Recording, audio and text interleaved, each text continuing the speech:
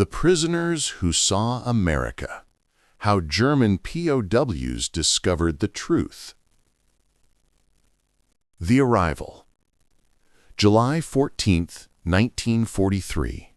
Camp Hood, Texas.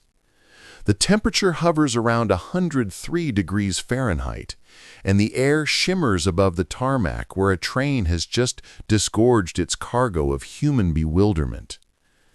I am Unteroffizier Klaus Weber, formerly of the 21st Panzer Division, captured 3 months ago in Tunisia after our ammunition ran out and our tanks became monuments to German engineering stranded in African sand.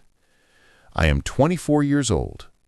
I have been told my entire adult life that America is a mongrel nation of weak, materialistic cowards led by Jews and ruled by gangsters, and I am about to have everything I believe turned inside out. The train journey from the port took 4 days. 4 days of watching through barred windows as an impossible landscape rolled past. Mile after mile after mile of land that seemed to have no end. Farmland so vast that our entire village back in Württemberg could disappear into a single field. We saw cities that glowed at night, every window blazing with electric light. No blackout curtains, no fear of bombers. We saw highways filled with automobiles, not military convoys, but civilian traffic. Endless streams of private vehicles that suggested a wealth of petroleum that made our chronic fuel shortages seem like a cruel joke. There are 400 of us on this transport, mostly Afrika Korps veterans, a few Luftwaffe pilots, some U-boat crewmen pulled from the Atlantic. We are dirty, exhausted, defeated, and profoundly confused. As we stumble off the train into the Texas heat, American soldiers, military police with white helmets and impeccable uniforms, herd us toward a processing area with efficiency, but without brutality. This itself is shocking. We have been trained to expect execution or slave labor. Instead, we are given water. Cold water. In metal canteens that are handed to us, not thrown at us. Hauptwing Friedrich Schneider, an officer from the 10th Panzer Division who has appointed himself our informal leader, mutters beside me, "This is the processing before the real camp. Enjoy the water. It will not last."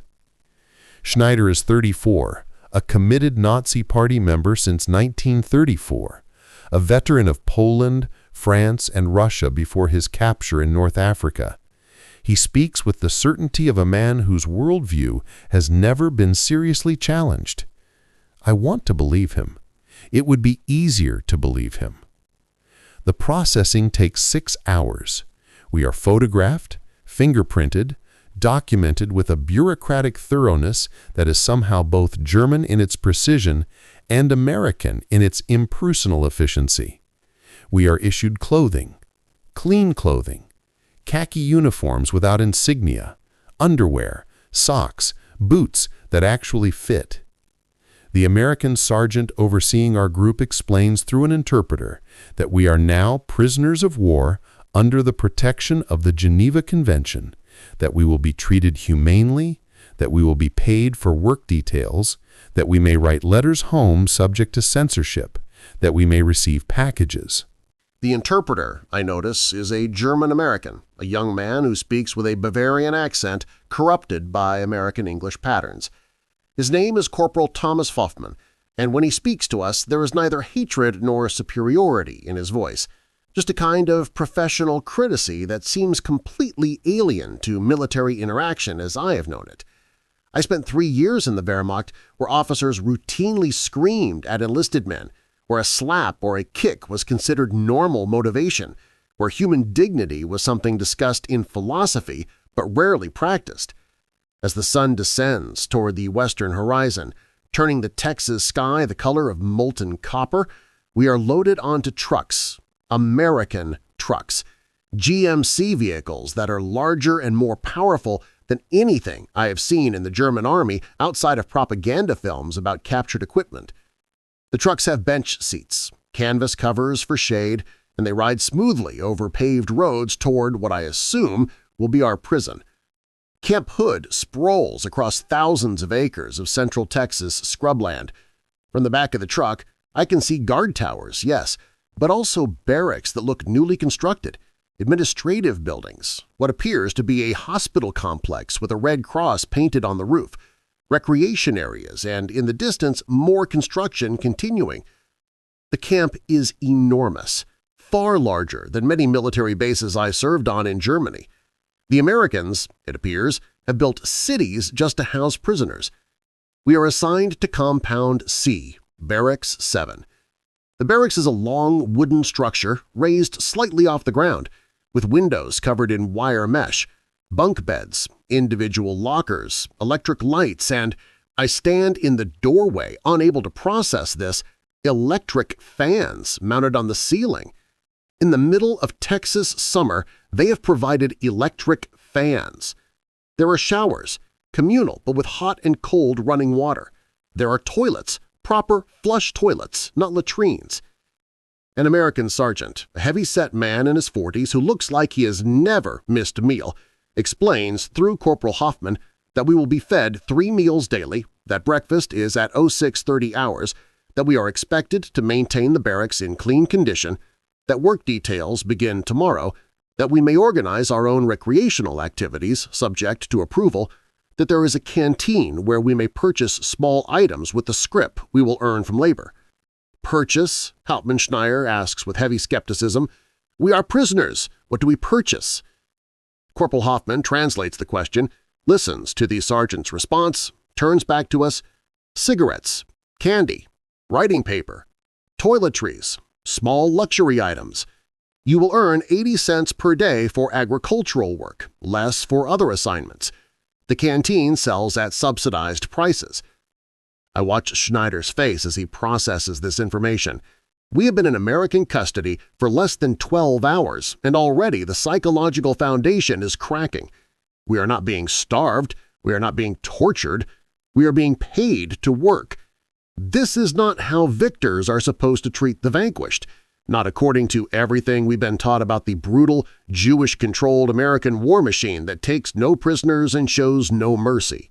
That night, lying on a bunk bed with actual mattresses and clean sheets for prisoners, I listened to my fellow POWs whisper in the darkness, their voices carrying confusion, suspicion, and something that might be the first tendrils of doubt.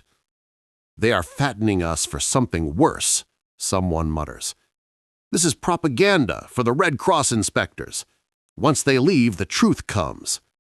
I heard the Americans execute SS prisoners. We are Wehrmacht, so perhaps we are different. But Obergefreiter Hans Müller, a farm boy from Bavaria, captured at Kasserine Pass, says quietly, my cousin emigrated to Wisconsin in 1936. He wrote letters before the war saying America was paradise. My father said it was lies, American propaganda. I am starting to think my father was wrong about which country was lying. The conversation dies after that. Because if America is not what we were told, if this treatment is standard rather than exceptional, if the propaganda we absorbed for years was inverted, showing us a false America while hiding the truth, then what else were we wrong about? What else did we believe that was a lie? Tomorrow we will begin to find out.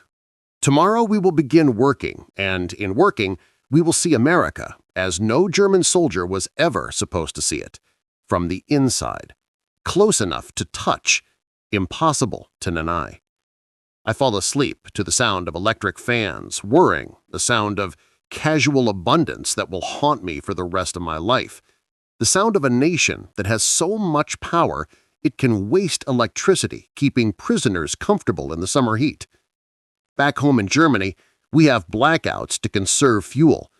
Here, they leave lights burning all night for security purposes, as if electricity costs nothing, as if power is infinite. It is July 14th, 1943. I am a prisoner of war in Texas, and I am about to receive an education